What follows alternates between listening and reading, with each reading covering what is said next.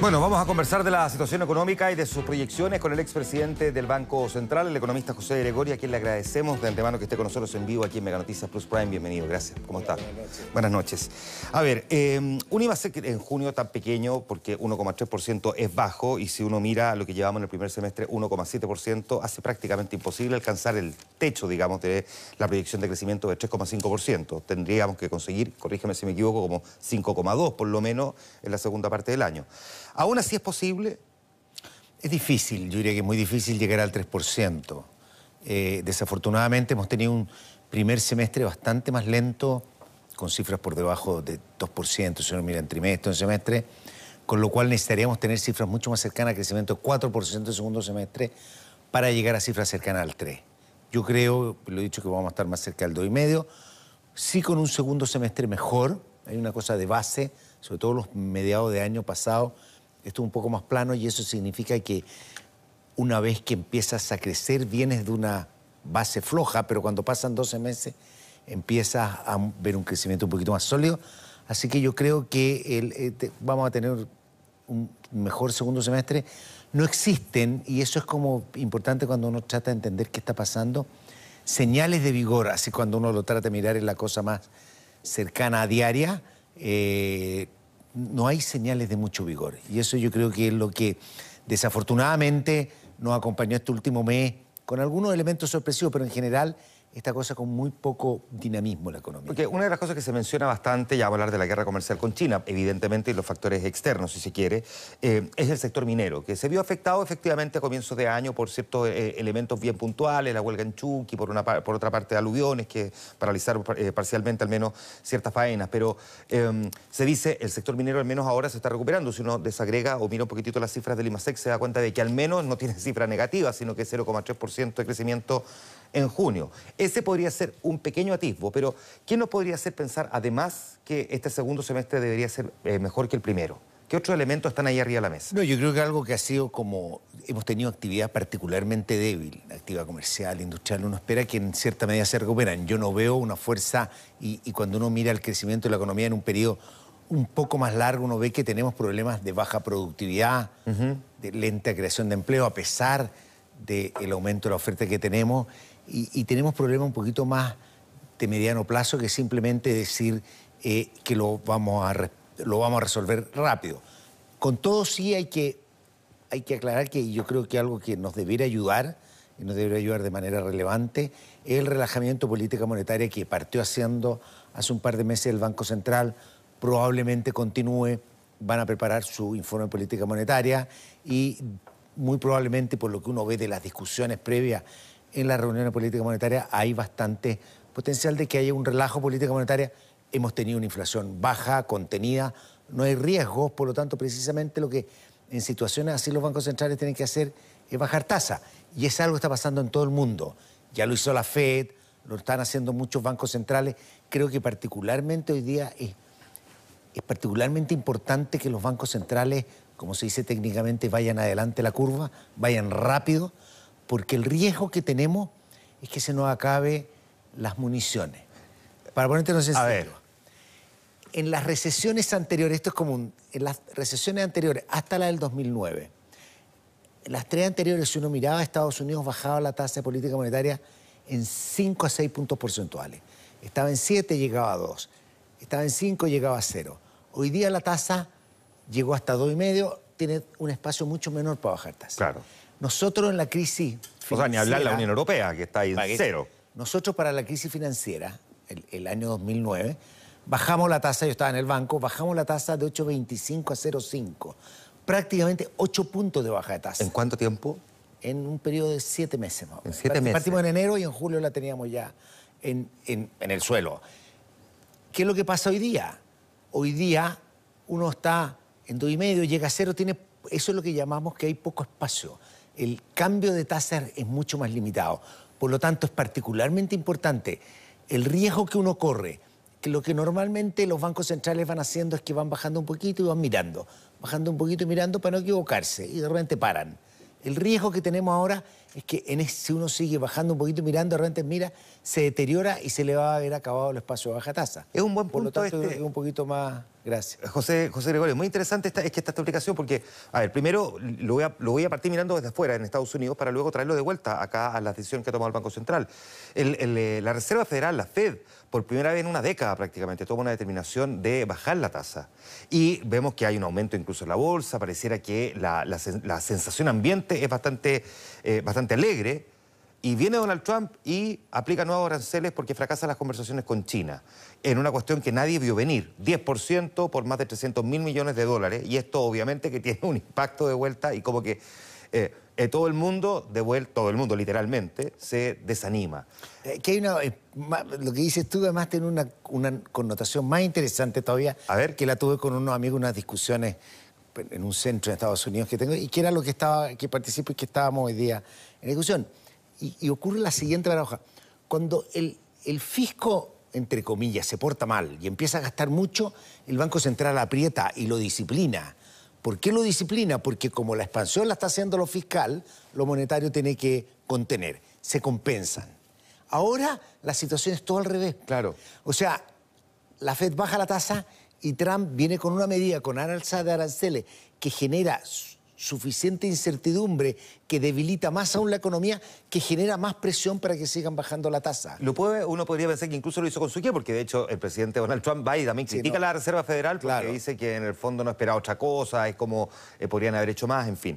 Ahora, eso tiene un efecto, porque por primera vez vemos en prácticamente 10 o 11 años que China devalúa su moneda, el yuan, o toma una decisión, digamos. El caso del yuan hay que ser cuidadoso, yo creo que hay mucho debate político, además sobre todo romper la barrera de 7. Claro, está en $7. Es bastante emblemático, pero el yuan está prácticamente a los mismos niveles que como estaba cuando asumió Trump.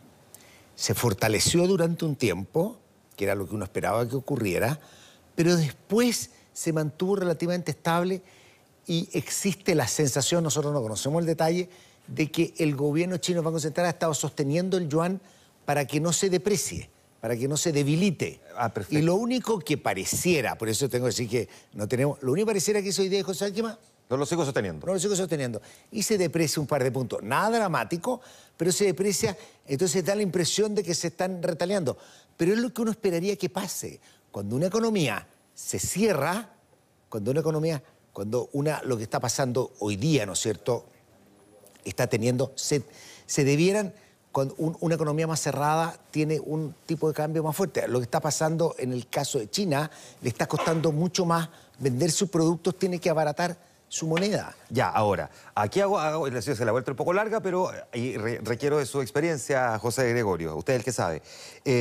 Ocurre esto que con el yuan y inevitablemente tiene un efecto sobre el dólar. Vemos que el dólar hoy día pasa la barrera de los 720 pesos y evidentemente que de alguna manera genera una cierta presión, yo me imagino, aunque sea mínima, al Banco Central, porque si una de sus misiones principales es cuidar el IPC y prácticamente el 70% de los bienes que están dentro de la canasta son importados y se compran eventualmente en dólar, puede generar un desincentivo al Banco Central a tomar medidas adicionales porque su obligación principal es esa, la de cuidar el IPC. Yo sé. Muy buena pregunta. El IPC debe estar en el 1,6% y nuestra meta es de 3%. Sí. Pero en el fondo... Sí, no, pero tú tienes razón, llega un punto que nos perseguía, pero que ya no nos debiera perseguir.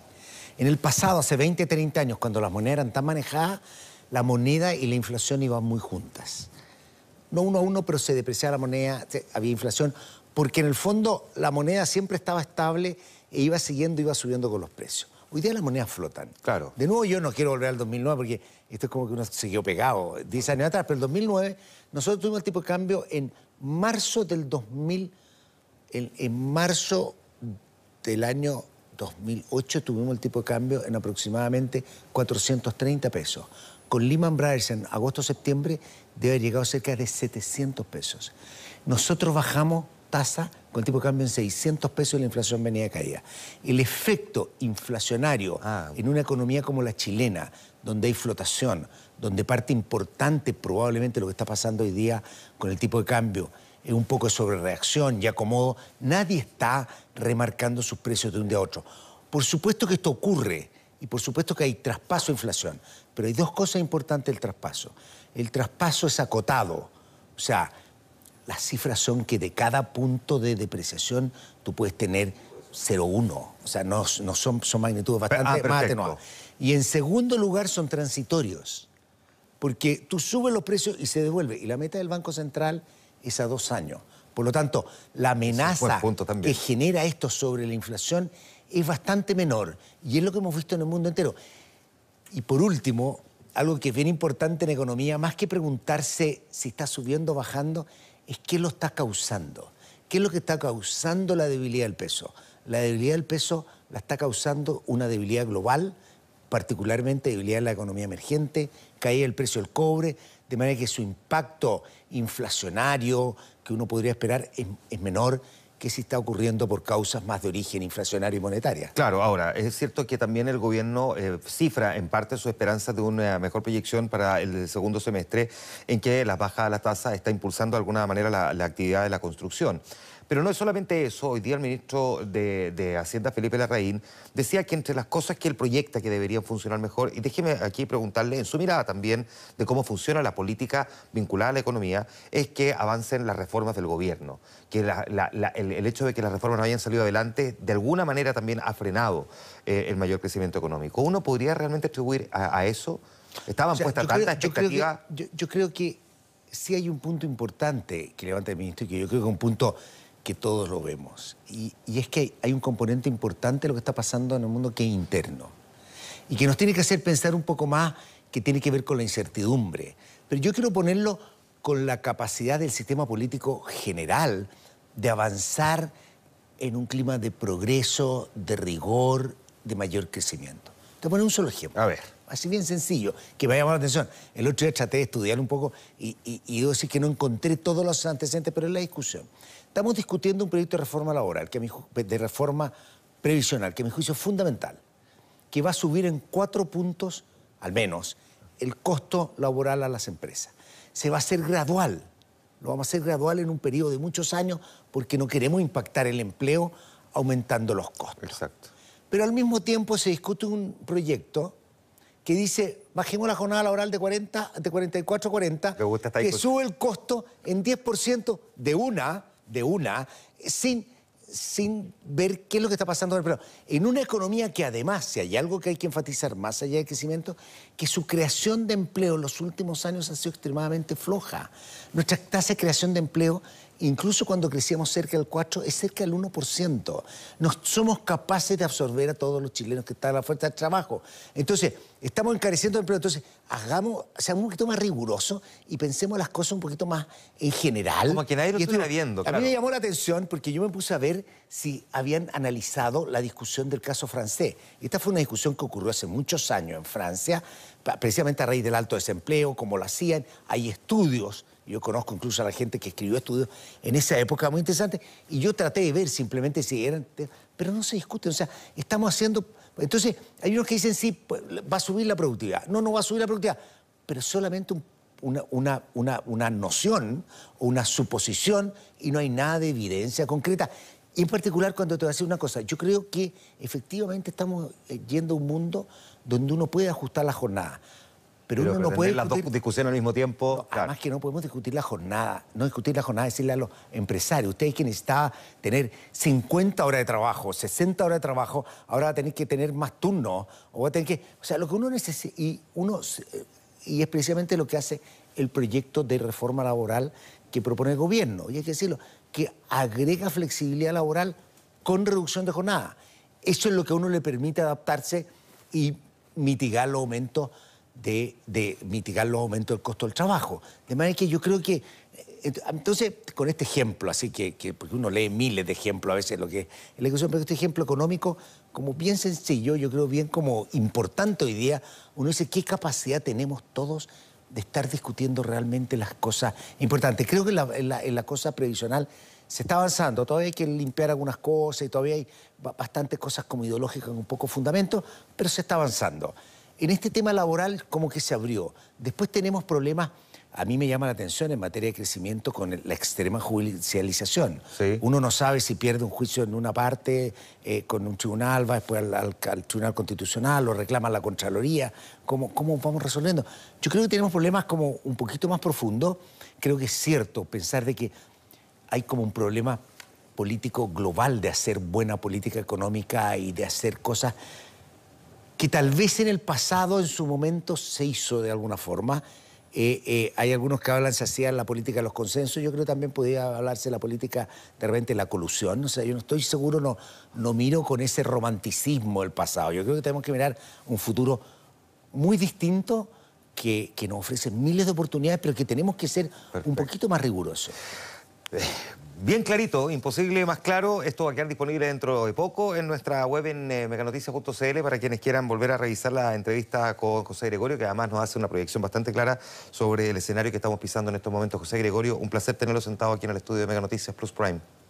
Mucho gusto. ¿Les parece si revisamos?